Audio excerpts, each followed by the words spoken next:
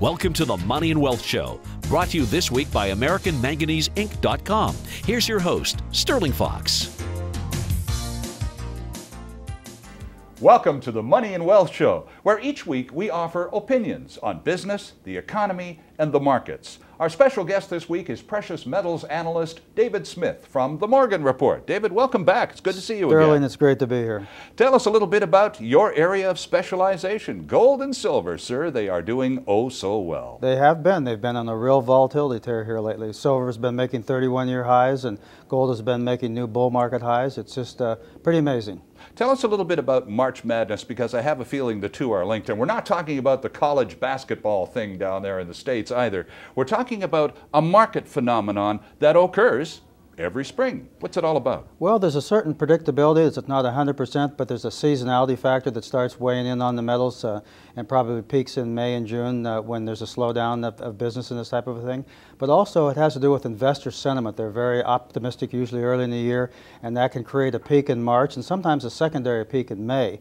But the point is that you see a different risk-reward equation as you get deeper into the spring session. Now, what could interrupt that cycle of escalating prices in the springtime and a drop-off as we head into the summer? What could upset that in 2011, for example? Well, you could have things going on in the Middle East that even now that seem to be not that important, that suddenly in a certain area of the Middle East become a game changer. You could have perceptions about the Fed withdrawing money from the QE2 expansion of money and the effect that would have on commodities and metals. So there's all sorts of guessing out there going on the part of market participants, and there's kind of an evening up where people are trying to figure out whether the bear or the bullish case makes the most sense going forward. Now, you just described gold and silver as being pretty well situated these days, and March Madness is, I suppose, in some sense contributed to it. It's the annual increase in value every spring. But I suspect in the spring of 2011, there's a heck of a lot more going on than a seasonal bump, isn't there, David? There really is, and there's a lot of fear and concern in the marketplace. I mean, with what happened in Japan, a real game changer type of a situation for the Japanese and the effect that that'll have on the rest of the world, and not just with metals, but with gas and oil and the consumption of grains, all of these things. People are trying to figure out how that fits in and how that changes the picture going through 2011 for these commodities. And of course, we've had the earthquake in Japan, and that has been described by some as a black swan event. I had to look that up. Help us out here. What on earth is a black swan event? It's really an interesting term. My understanding of it is that there was a time it was believed that there were no such thing as a black swan, but someone in Australia found one and then quite a few more. And so the term now has come to mean in market terminology where something happens that no one really expects, and sometimes the effect can be quite profound, and sometimes we don't know right away just how important it is, but it catches just about everybody by surprise. So the Japanese earthquake a couple of months ago was certainly a global black swan event in that the ripple effect literally went around the earth. It really did. It was totally unexpected. 9/11, another black swan event for America at least? Definitely, definitely. And that's something that's going to be changing us for decades, and it's just amazing how that happened, you know. So in the wake of the Japanese earthquake and the uncertainty generated by and continuing in the Middle East, are those two factors contributing to the current value of gold and silver? Is the anxiety rippling around the world causing people to want to buy precious metals? Very definitely, in my view, the flight to safety.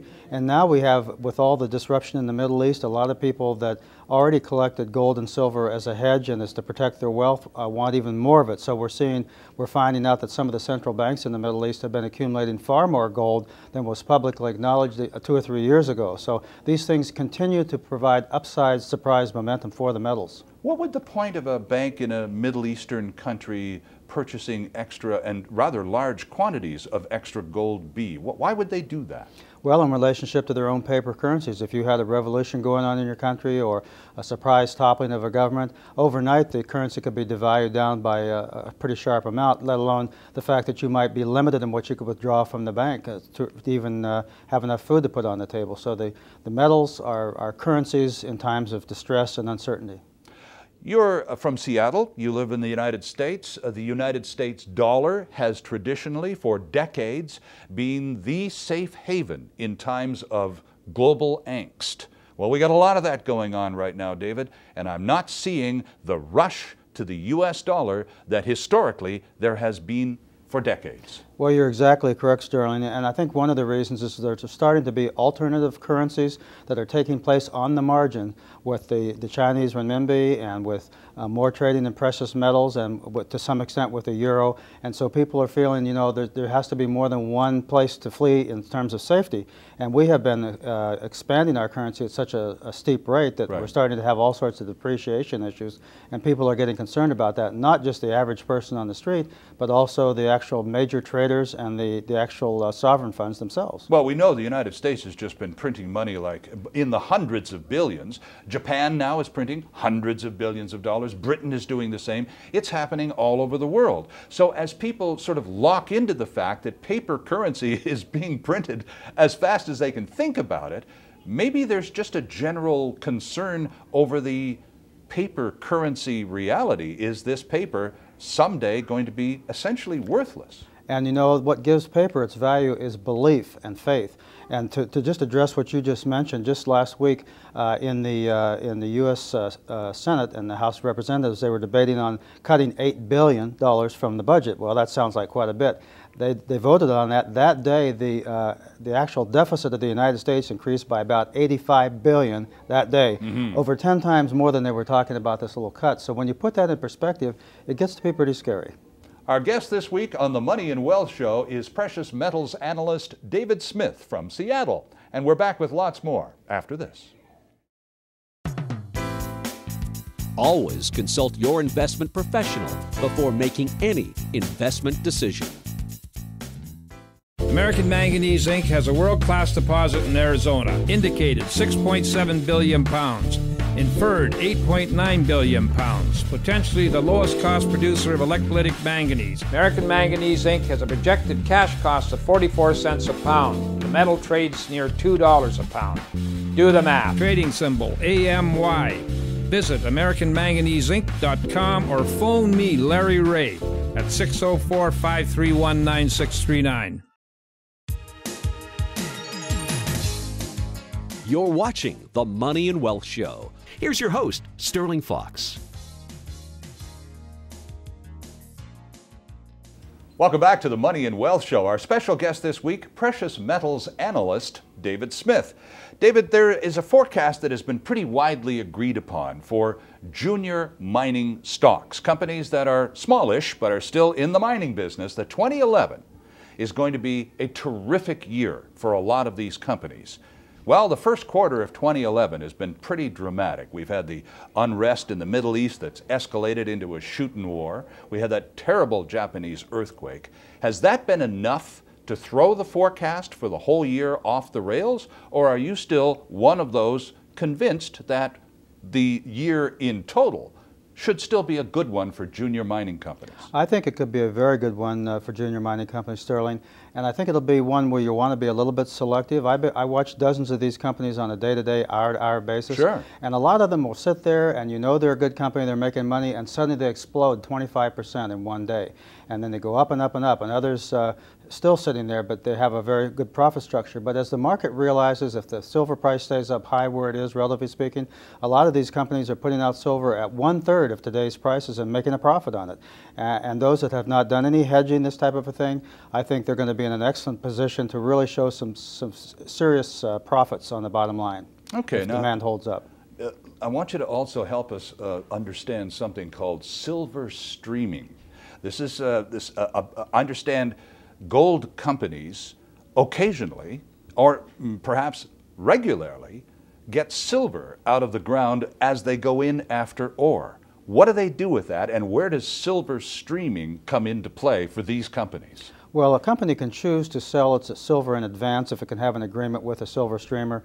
There's one that's really Again, well this would be a gold mining company that gets silver? It could be a silver mining company as well, okay. too, that needs the money to expand, to build more shafts, to do more prospecting on their property, to become profitable over the near term. And their guess is that they'll be able to stay in business by doing this.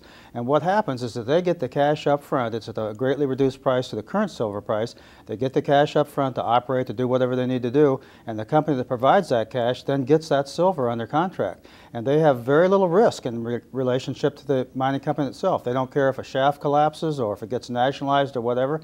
If the company goes broke, obviously that would affect them, but just about anything else, they're committed to getting that silver under contract, and so it's a pretty sweet deal for the silver streamer for the most part. And so why then, if silver continues to enjoy the popularity planet-wide that it is right now, why would any mining company agree to a reduced price for silver in advance? Is it just guaranteed cash that they would be more concerned about? That's part of it, but also the mining executives have a little different perspective than you or I might as an investor, and we shouldn't discount that either, because they're business people. They're in business to make a profit, and they're not in business to guess where silver or anything else is going to be 6 months or a year or 2 years from now.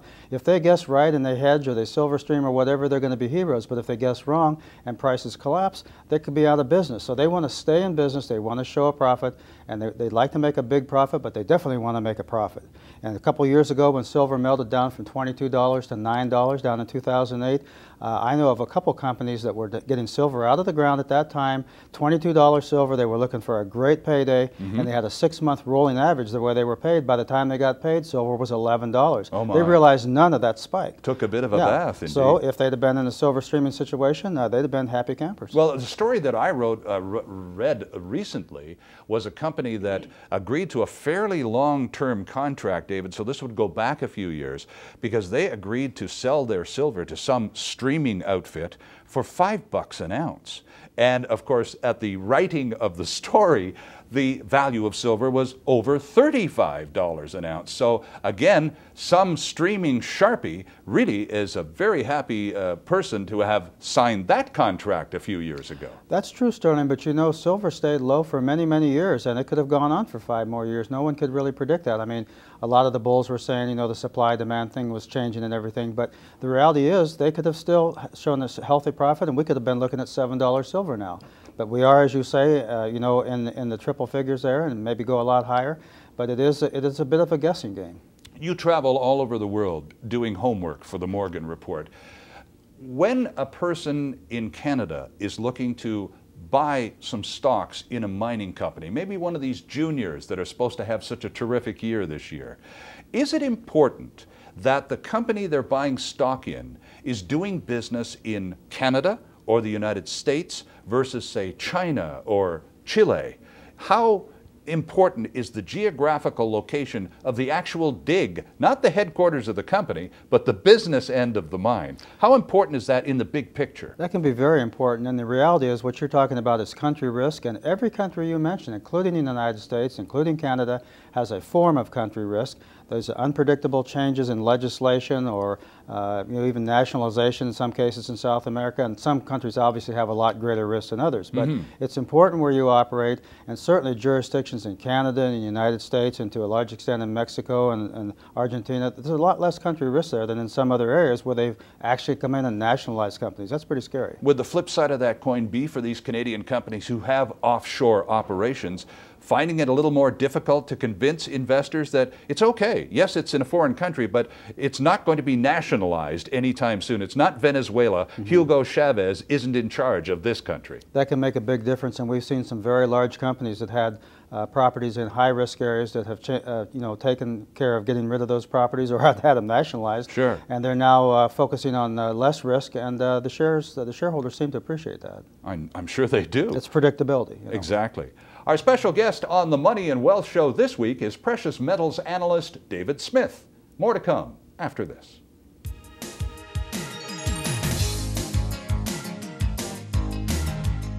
The Money and Wealth Show is archived online at talkdigitalnetwork.com.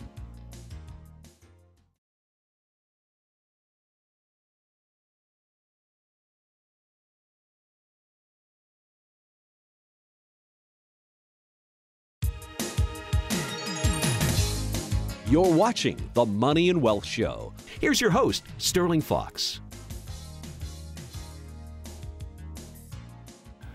Welcome back to the Money and Wealth Show. We're in conversation with precious metals analyst David Smith this week. David, talk a little bit about the difference between the assets that precious metals represent. There's obviously silver and gold bullion whether it's coins or wafers or those big bricks that are worth about $500,000, and there's paper, and there's shares in mining companies. Break it out for us as to how it works. Well, you know, there's been such an expansion of the ways in which people can get involved with gold and silver in the last few years. As you mentioned, the ETFs, and even within the exchange-traded funds, there are some that don't lay any claim to actually having the metal. There are others that claim to have it and we're not sure, and there are some that say we have the physical metal. And so within that there are variations. It's almost bewildering how many new ways that you can come out to do this. Well, let me stop you there, because it's important. Because if you, for example, I don't want to own stocks, and I'm really not interested in having a gold brick anywhere in my property. So how about a piece of paper that says I own some silver or gold, and it's being kept in such and such a vault in my name. Mm-hmm. We've heard and read stories of people who had paper that said they owned this, went down to lay claim to it, and were told, you don't own anything. So what kind of homework do we do, or how do we go about making sure that if we have a piece of paper that says we own something, we actually do? Well, first of all, if you really want to ever lay claim to that someday, you want to make sure that it's allocated. In other words, there's a bar there or a bag there with your name on it. If it's unallocated, then that means there's a bunch of silver or gold all mixed in together that doesn't know if it's yours or mine or whatever. Okay. And you have to rely on the bank saying, yes, yours is in there somewhere. Right.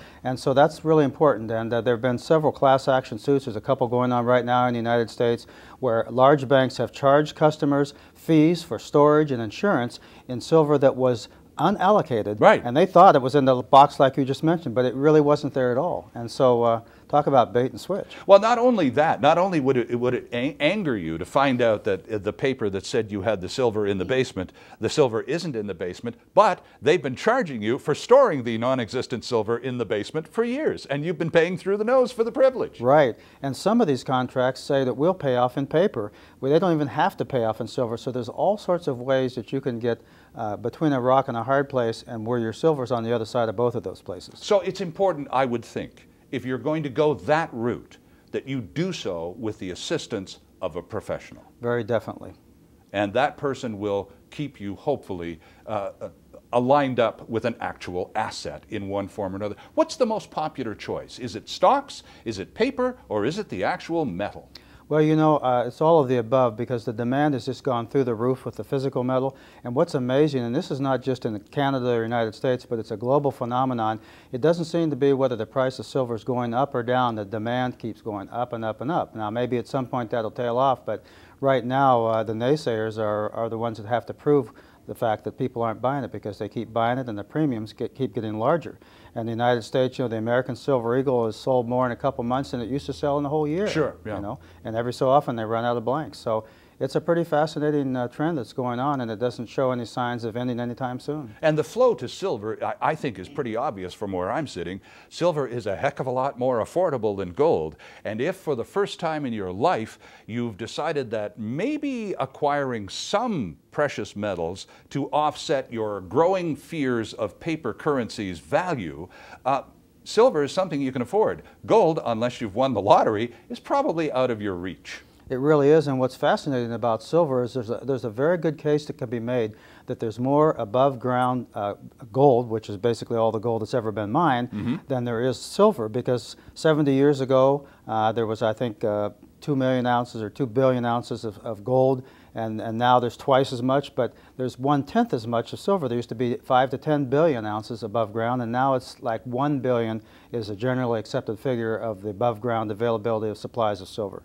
I have a friend who's, to say the least, skeptical about precious metals, and she says that owning gold and owning silver may satisfy some of your concerns or fears about your solvency. But when it comes time to buy the groceries or fill up the gas tank, you can't do it with a gold wafer. So it's impractical on a day-to-day basis. That may be true, but you can certainly do it with a silver wafer or a copper penny or a nickel. And then right now a nickel's worth about 7 cents in terms of the nickel that's in it, and the copper penny's worth about 3 cents. So if present trends continue, your penny may be worth a dime. We'll have to see. But liquidity is a key in these trying times, and there's nothing but volatility ahead, I would suggest. Liquidity, you need to have cash close by. How liquid are these, for example, pieces of paper that say you own gold or silver? That depends on the people that issue them, and that you're several steps removed from what you really have it. If they have a bank holiday, if they say we'll pay you in paper, not silver, you know, so the actual physical silver there, there's nobody between you and it is very liquid. You can take it anywhere in the world. People, if you could go to the jungles of the Amazon, they can quote you the price on the rock of gold and silver that's trading for that particular day. So it's amazing just how aware that civilization is of current prices of precious metals on a day-to-day basis. Exchange-traded funds, or ETFs, have become very popular these days. A lot more people are paying attention to them and starting to include them in their portfolios, particularly, David, the ones that pay you to own them. What percentage of mining ETFs have dividends as part of their package? Well, you would look at a given ETF and say this company pays a dividend rather than the ETF itself. Okay. But I think going forward, as this market continues, you're going to see more and more companies that did not declare a dividend before that will start doing that. We've seen a couple recently added to the list. So it may become quite commonplace if we have a long-run market over a number of years to where many companies are paying dividends to the shareholders. We talked a little bit about this earlier in the context of junior mining companies, but just step back and broaden it out. We've had a rough first quarter. Now we're in April. We're in Q2 for 2011. How do you see the rest of the year? I would see a lot of volatility. I think there'll be surprises on the upside with prices going higher than we might expect, and they might go lower than we expect. But this is what happens as a bull market matures. You have increased volatility, and I'm looking at some of the mining stocks that I've held for years where a large day might be a 20-cent move, and now it's $1.25. And you look at any commodity you want: corn, wheat, sugar. Who would have imagined a 60-cent move in corn in one day, which happened, pretty recently? So just expect more of the same, and that's why the top callers, if they get shaken out, they may never get back in. And in a moment, the final word on the Money and Wealth Show.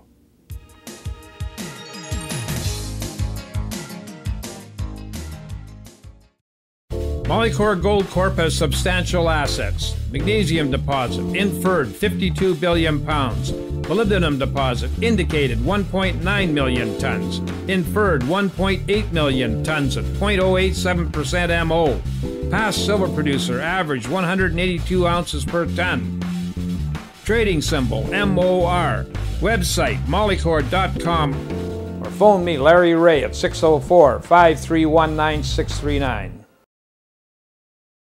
And now, with the final word on today's show, David Smith.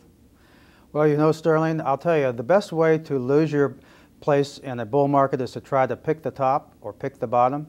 And sooner or later, you may get away with it 2 or 3 times, but sooner or later, you're not going to be having a position at all. And Jesse Livermore, one of the greatest traders who ever lived, said, you cannot afford to lose your position. And I maintain, in addition to losing your position or losing your money to trade, you can't afford to lose your psychological capital. And if you keep a core position and you do some trading around that and you don't try to guess where the top is, you'll hold on to that. But if you lose your psychological capital, your will to be in the market, you may have plenty of money to trade, but you won't trade. And so it's important to keep yourself balanced. Thanks very much, David. It's good to have you back on the show again. It's great to see you, and good advice. We appreciate it very much. It's been a lot of fun being here, Sterling. And David's work is found on themorganreport.com. Our thanks to Fritz and the gang here at Churchill's at the Holiday Inn in North Vancouver for the hospitality. And for the Money and Wealth Show, I'm Sterling Fox. See you next time. The Money and Wealth Show has been brought to you by AmericanManganeseInc.com.